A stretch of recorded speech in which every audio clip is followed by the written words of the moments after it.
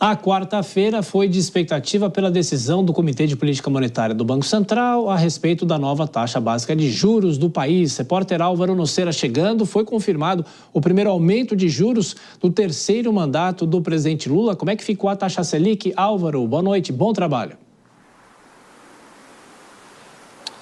Boa noite, Tiago. O Banco Central subiu a taxa de juros em 0,25 ponto percentual em uma decisão unânime. A Selic saiu de 10,5% para 10,75% ao ano. Essa aqui é a primeira alta desde 2022. No comunicado, o Banco Central afirma que a resiliência na atividade econômica, pressões no mercado de trabalho, elevação das projeções de inflação e expectativas desancoradas demandam uma política monetária contracionista. O mercado financeiro projeta uma sequência de alta até janeiro do ano que vem, com uma Selic em torno de 11,5% ao ano. Lembrando que hoje o Banco Central dos Estados Unidos reduziu os juros por lá em 0,5 ponto percentual, o que torna o cenário brasileiro, nas palavras do Banco Central, desafiador.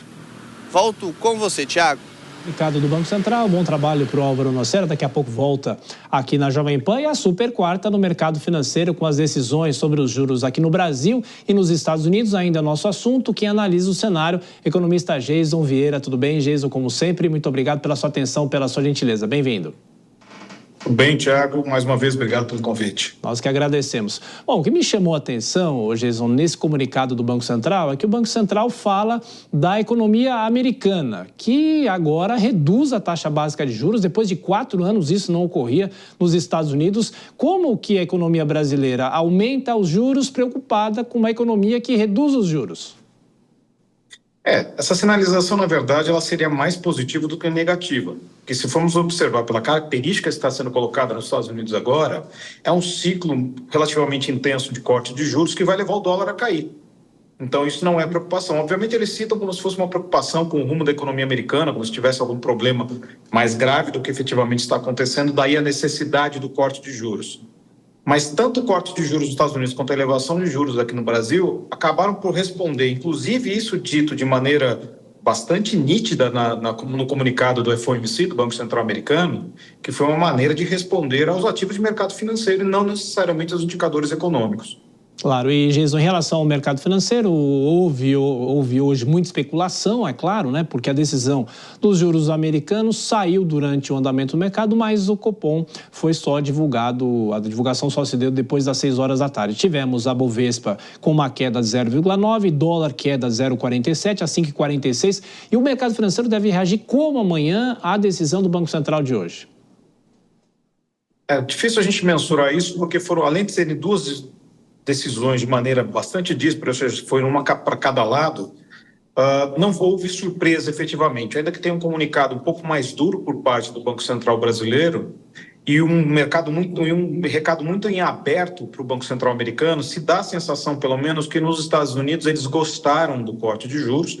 O corte de juros americanos, na verdade, está em confluência com uma série de outros cortes de juros que estão acontecendo no mundo, e o Brasil está literalmente na contramão. Em termos mundiais, a gente está entre os 2% dos países que levaram juros, e se a gente for observar no ranking de juros que nós fazemos no MoneyU, 5% dos países só elevaram juros. Ou seja, é um número muito baixo de países elevando juros e o restante do país do mundo inteiro cortando. Então, literalmente, estamos na contramão, e o Banco Central cita um parágrafo inteiro sobre a questão fiscal. Ô, Geison, eu queria te fazer mais uma pergunta sobre os Estados Unidos. Com a queda dos juros lá, é possível que a economia, que já está aquecida, mais aquecida, o país pode enfrentar índices inflacionários, e existe algum componente até político da corrida eleitoral americana nessa decisão? Eu não vejo muito isso, porque além da independência do Banco Central americano, o próprio Jerome Powell já passou por vários mandatos por diferentes presidentes e continuou fazendo o que tinha que fazer durante o período. Eu não acredito que seja uma gestão muito boa em termos de Federal Reserve, porque eu acredito que já tiveram melhores, especialmente a do Bernanke, que foi anterior a ele. Mas o que acontece é que este movimento de juros agora, ele parece que está cedendo muito mais ao mercado financeiro do que está cedendo à questão política. Porque você está se cortando juros nos Estados Unidos com uma inflação que ainda está resiliente, eles disseram isso no comunicado. As projeções que eles colocam, que chamam de dot plots lá, estão indicando um cenário também um pouco mais de atividade, de atividade econômica mais aquecida.